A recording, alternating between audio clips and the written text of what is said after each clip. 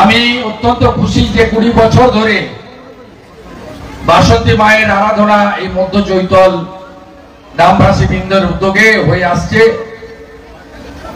এবং আজকে সন্দেশখালী যা ইতিমধ্যে বিখ্যাত রাজবাড়িতে আমার একটি কার্যক্রম ছিল। ভাতৃপ্রতিম সুবীর যখন বলল, আমি বললাম ওই তো মালঞ্চ থেকে 7-8 কিলোমিটার হবে, তাহলে এই শুভ সুযোগ কেন হাতছাড়া করব? আমাদের ব্যক্তি পরিচয় থাকবে, আমাদের সবকিছু থাকবে, কিন্তু আমরা সবাই তো স্বামী বিবেকানন্দের শিষ্য। স্বামীজি আমাদের শিখিয়ে গেছেন যে তুমি গর্ব করে বলো আমি হিন্দু। স্বামীজি আমাদের শিখিয়ে গেছেন নিজ ধর্মের প্রতি আস্থাশীল, অপর ধর্মের প্রতি শ্রদ্ধাশীল। এত সংযমী এবং এত সহ্য শক্তি আর কোন ধর্মের নেই যা আমাদের সনাতনীদের মধ্যে আছে। সব অত্যাচার আমরা সহ্য করি মুখ। তাই আজকে সনাতনীদের উদ্যোগে এই আয়োজনে এসে মাকে আরতি করলাম, মায়ের চরণে পুষ্পার্ঘ দিলাম, কপাল চন্দনে চর্চিত করলাম, দণ্ডবত প্রণাম করলাম এবং মায়ের আশীর্বাদ গ্রহণ করে অশুভ শক্তি বিনাশ করে শুভ শক্তি উত্তরণের জন্য নিষ্ঠাবান রাষ্ট্রবাদী হিসেবে কাজ করার শপথ গ্রহণ করলাম। উপবিষ্ট তাপসদা আমার বর্ষিয়ান নেতা, রাষ্ট্রবাদী প্রচারক, চাকরি ছেড়ে যিনি রাষ্ট্রবাদী প্রচারক হিসেবে কাজ করছেন। ডাক্তার অর্চনা মজুমদার রেলে বড় চাকরি করতেন, 1 লক্ষ টাকা বেতন পেতেন। তিনি রিজাইন করে এই কাজ করছেন। অন্যান্য অনেক ভাইরা বন্ধুরা আছেন, সকলের নাম না বলে সম্মানিত মঞ্চ। আমি শুধু আমার সনাতনীদের বলবো, মোবাইলে আমরা অনেক কিছু দেখি, বই পড়ার অভ্যাস তো চলে গেছে,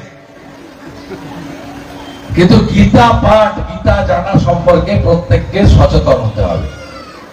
সবকিছুর মধ্যে গীতা পড়তে হবে, যেখানে বলা আছে বহুজন সুখায় বহুজন হিতায়। বাড়িতে তুলসী মঞ্চ স্থাপন করা, শঙ্খ বাজানো, দীপদান করা, অনেক কিছু পাওয়ার আনন্দ থাকবে, অনেক কিছু না পাওয়ার যন্ত্রণা থাকবে। ধর্মের সঙ্গে কখনো সমঝোতা করবেন না। গীতাতে বলা আছে,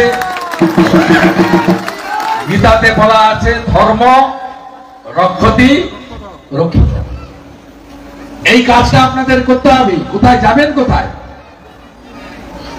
ইসলাম ধর্মের 55টা দেশ আছে, খ্রিস্টানদের অনেক দেশ, বুদ্ধিস্টদের একাধিক দেশ আছে। আপনার আছে দেশ ভারত ছাড়া? কোথায় যাবেন? বাংলাদেশ, পাকিস্তান? ইচ্ছা আছে যাওয়ার?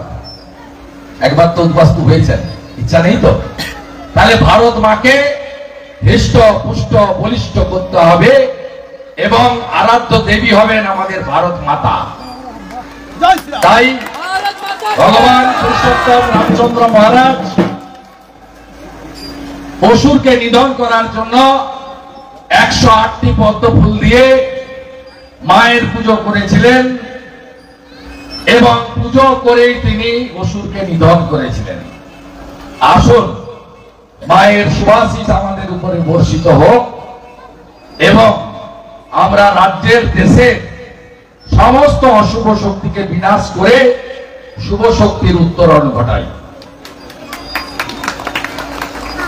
আর ধর্ম নিরপেক্ষতার মানে সনাতনীদের ছোট করা না। আমরা খুব কষ্টে আছি জানেন তো পশ্চিমবঙ্গে।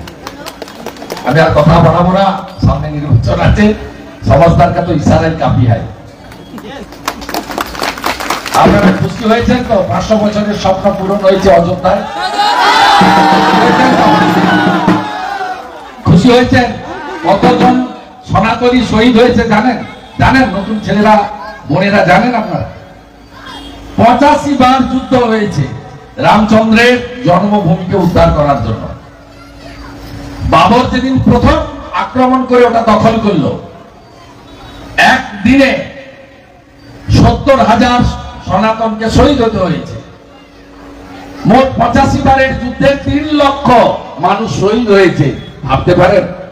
তারপরে শান্তিপূর্ণ উপায়ে সুপ্রিম কোর্টের নির্দেশে অযোধ্যার রাম মন্দির আমাদের স্বপ্ন পূরণ হয়েছে।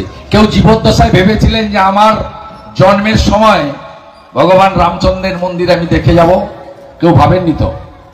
এখানে যারা আছেন অযোধ্যা দর্শন করেছেন নাকি? করেছেন? জয় শ্রীরাম, জয় শ্রীরাম, জয় শ্রীরাম, জয় শ্রীরাম, জয় জয় শ্রীরাম। পরিশেষে মায়ের প্রতি আমার অর্ঘ্য। বাসন্তে রূপচরিতে সর্বশত্রু বিনাশী, রূপম দেহি জয়ং দেহি যশো দেহি দিশো জয়ী। মা যেন শক্তি দেন, পশ্চিম বাংলার সব অসুরকে যেন মার দল করতে পারি।